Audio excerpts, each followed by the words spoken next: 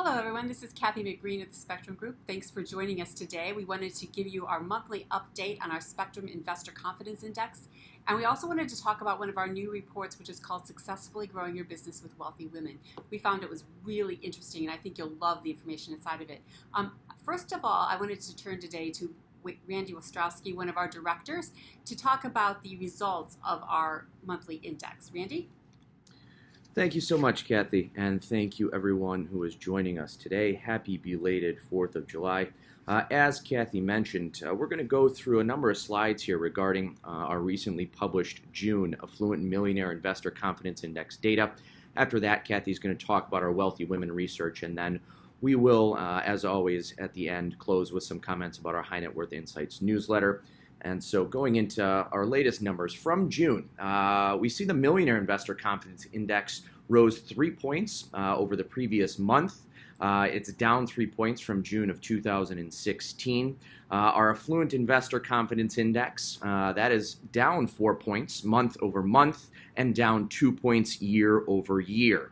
Again, as a reminder to those who just may have joined us or who are just joining us for the first time, the Affluent Investor Confidence Index is those with over $500,000 in investable assets. The Millionaire Confidence Index is those who have $1 million or more. Here we look at a longer trend line. You can see the top 2/3 portion of this chart is the previous 12 months. Below that, you can see all of our years going back to when we began the indices in April of 2004. You can see back in May, we did have, for the first time ever, the Millionaire Confidence Index drop below the Affluent. When the Affluent was at 6 and the Millionaire was at 3. That trend was very short-lived. As we see here, the Millionaire has jumped back to a positive 6, while the Affluent has dropped down to a positive 2. So they are still very close. And again, last month was the first time that we did see it happen, where the Affluent jumped above the Millionaire, and kind of a little bit of a return to normalcy now. The Affluent Household Outlook from June of last year to June of 2016 rose just over 3 points, from 16.3 to 19.5. It is almost a 5-point drop over last month in May. And from the Household Outlook, that is comprised of 4 different components, which we see in this following chart. In the middle, I should say, the middle column, that is the June 2017 rating. So on the right-hand side of that, you will see what the number went either down or up to, and then compared to June of the previous year. So again, the overall house look dropped just under 5 points to finish right around 19.5. We saw decreases in household income, in economy, and in household assets. The only small increase we saw was about 2.5 points in company health. It's interesting to point out that, we even had that household asset decrease of almost 3 points, despite the fact that we had another record high in the Dow. We saw on the last trading day before the 4th of July, here on Monday, July 3rd, when the markets were open until noon. So you can see on the right-hand side, everything compared to June of last year, though, is either up or neutral. Going on to the next slide, looking at the most serious threats to achieving household goals, you can see the top 2 overall are the political climate and market conditions, but in particular among millionaires. You can see that the political climate is of particular concern. We have the American Health Care Act, which is the GOP's plan to repeal and replace the Affordable Care Act, continuing to frustrate Congress. Both sides of the aisle really can't seem to find any sort of middle ground. And we also haven't gotten much clear direction from any of our political leaders regarding the never-ending discussions relative to tax code reform. Hopefully something happens soon. But as of right now, again, that political climate does consider by many millionaires, to be considered by many millionaires to be a threat to achieving their household goals. Here we can see kind of going back to March of 2016, how these 5 particular topics have fluctuated. Interestingly enough, the lowest, the least serious threat to achieving household goals is the international situation. But that could change in the future in light of what just happened on Monday with North Korea claiming to have successfully launched its first intercontinental ballistic missile and its vow to keep sending Washington more what they call gift packages of missile and atomic tests. So that's something that, again, it's traditionally been in the single digits, and in this past month here in June, in the very low single digits. Coming up in the future months, that is something we will certainly be watching closer. As always, we like to talk with affluent millionaire investors about their particular investment preferences. As we saw here, there's a further decrease in individual stock ownership, while we did see an increase in stock mutual funds as an investment preference. There was a small increase in cash holdings. They did move up a little bit, still only about 5 points above the lows that we saw in October of 2017. So it is good to know that despite not owning as many individual stocks, via mutual funds, they are still, affluent investors are still being active in the marketplace right now. And did not see too much movement in some of the other categories such as bonds and real estate. We did see a small uptick in the bond mutual fund number, but not close to either the high nor the low in that particular category. At this time, I'm going to turn it over to Kathy, who's going to go over some of the insights and implications from our recently published report, Successfully Growing Your Business with Wealthy Women. Kathy. Thank you, Randy. I'm so excited to share this information with you because we just released this report in the latter part of June, and I think we found so much information, and we're just going to share a few tips with you here today. You know, it's really important for our advisory members, as financial institutions of all types, to really understand how to effectively service women, because they really do have different expectations and different needs. And as women become more and more important in the whole process, and as because many of them will outlive their husbands, the women are going to become a huge issue in our economy going forward. So I think it's important that we understand this. We fielded this with 350 women with over $1 million of net worth, and we didn't recruit for any specific type of, so many have to work or so many don't, so many have to be widows, so many have to be married. What we wanted to see was how it would fall out naturally if we recruited women with over $1 million of net worth. So we thought that that would be one of our interesting findings as well. So as you can see here, what we found was most of the women with more than $1 million of net worth are married. This is true regardless of the age segment that you look at. You do see in the World War II generation that there are more that are widowed, so that makes sense.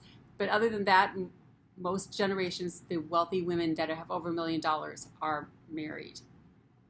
Another interesting thing that we wanted to find out was, who in the household worked, and was it a two-income household or wasn't it? And what we did find was that for most, and we find this in our research all the time, 2/3 of the households that have over $1 million of net worth are two-income households. And that happens regardless of whether it is a $1 million household or an ultra $1 million household.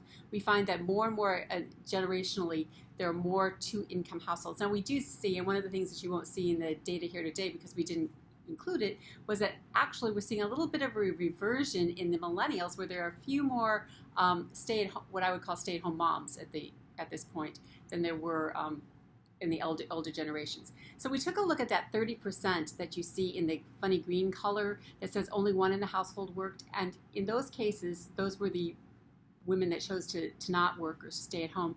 We found that only 73% of it, the wife or the female that answered the questionnaire was staying at home, and her spouse or significant other or whatever was the one that worked. And only 27% of the cases was she the one that continued to work. We asked these women what was their occupation, and what you see is kind of interesting. Generationally, you can see some big differences. Note that the World War II generation were much more likely to be educators, and if you think back, in a lot of cases, I remember my grandparents, that was really one of the few careers available to women back in that time frame, was to be an educator. So you can see a little higher preponderance there in the World War II generation. Lots of professionals. Professionals are defined for purposes of our surveys as lawyers, doctors, or like dentists. One of the things that we wanted to find in this survey, and we found it drove a lot of the other questions that we asked later on was, so you were a working mother or you were a working woman. Why did you work? And we wanted to know if people worked because they had to or if because they wanted to. So if you look at the blue color, 14% of the women worked full-time because they felt it was an economic necessity and something that they really wouldn't have wanted to work if they didn't have to.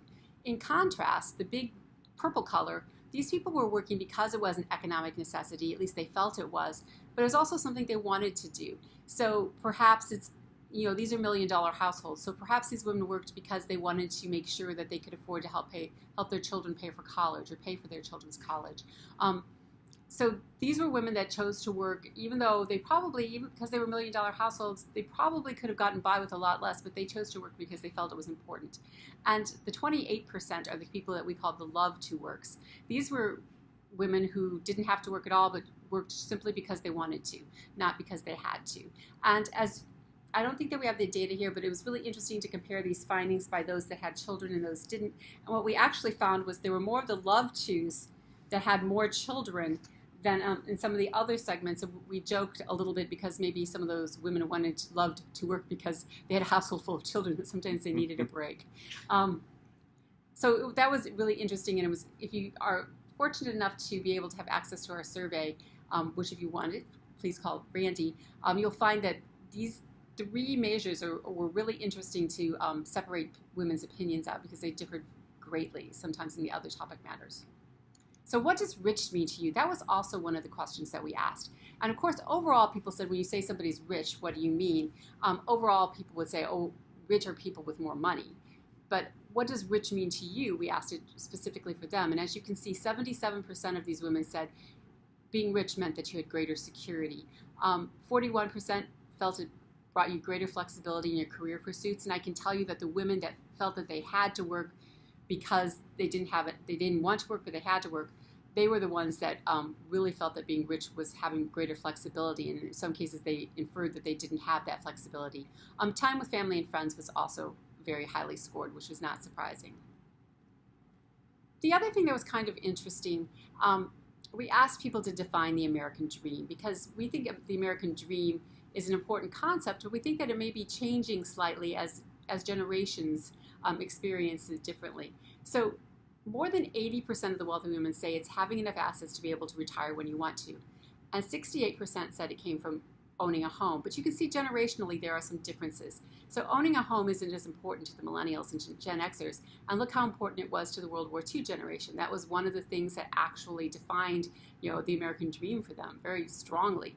Having sufficient assets to retire when I would like, that was pretty similar across all the groups.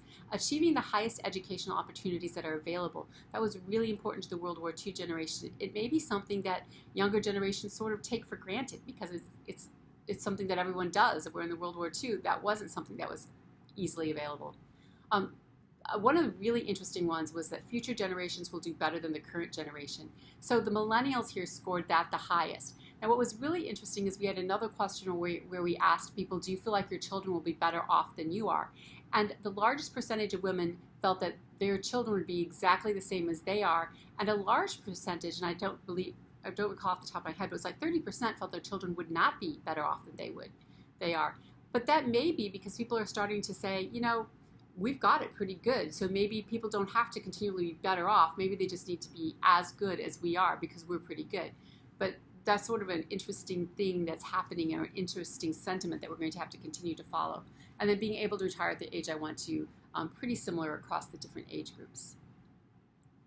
So I will turn it back to Randy to talk a little bit about our high net worth insights and anything else that you can learn. Thank you, Kathy. And there were some great takeaways from that report and from the few slides that we went to.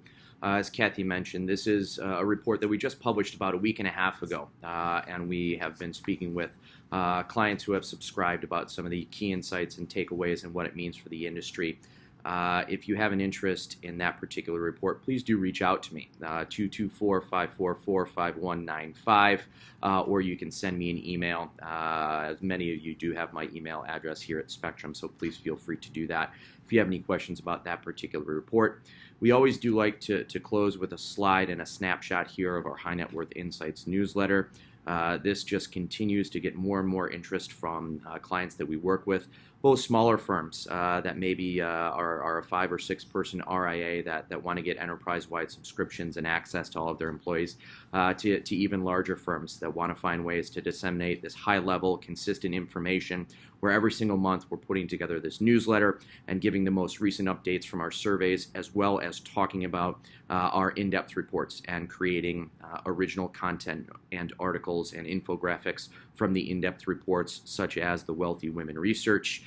Be on the lookout next month for our upcoming in-depth reports with wealthy investors relative to their social media and mobile technology usage, and how the two kind of factors are, or two issues with social media and mobile technology come into play regarding their financial well-being. And then we have some more exciting research coming up in the future, some on investing habits and marketing to millennials and Generation X investors, and some work that we're doing specifically with inheritors later on in Q3 and early Q4 of this year. So we do have a lot of great research coming down the pipeline here.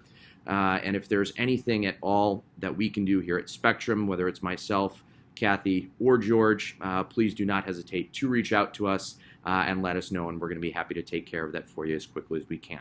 Thank you so much again for joining us, and have a great day.